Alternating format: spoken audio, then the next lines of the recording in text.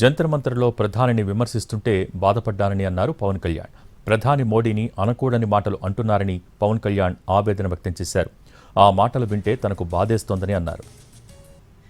Airport ఆపేశారు. ఒక చిన్నపాటి ఎర్ర బస్సు కూడా రాని చోట ఎయిర్పోర్ట్ అవసరం లేదన్న వ్యక్తులకి సమాధానం ఇదే. ఇన్ని వేల మందికి ఇన్ని వేల కోట్ల పెట్టుబడి వచ్చింది అంటే ఆశీస్సులు కావాలంటే దేశం కోసం నిలబడే నాయకుడికి మన అండగా ఉంటే ఏం జరుగుద్ది అంటానికే ఈ భోగాపురం ఎయిర్పోర్ట్ ఈరోజు ప్రారంభోత్సవం నిలువెత్తు నిదర్శనం.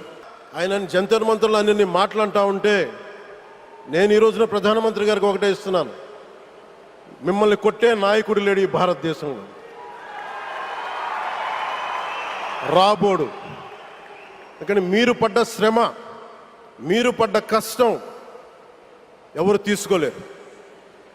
ఎన్ని బాధలు పడ్డా, ఎన్ని దెబ్బలు తిన్నా ఈరోజు మనం గర్వంగా చెప్పుకుంటున్నాం.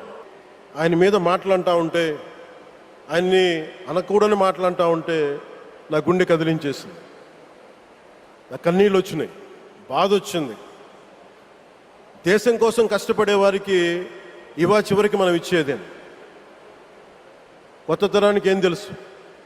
ఆయన పడ్డ కష్టం. ఒక్క రోజు కూడా సెలవు తీసుకోలేదు మన ప్రధానమంత్రి గారు. ఈరోజు పెట్టుబడులు వస్తున్నాయి మనకి, ఒక్కరోజు కూడా సెలవు తీసుకోలేదు.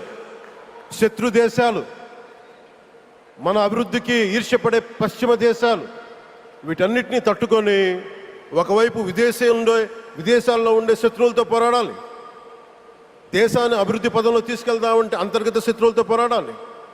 అలాంటి వ్యక్తికి మనం ఇవ్వగలిగేది కేవలం మేమున్నాం మీ వెంట,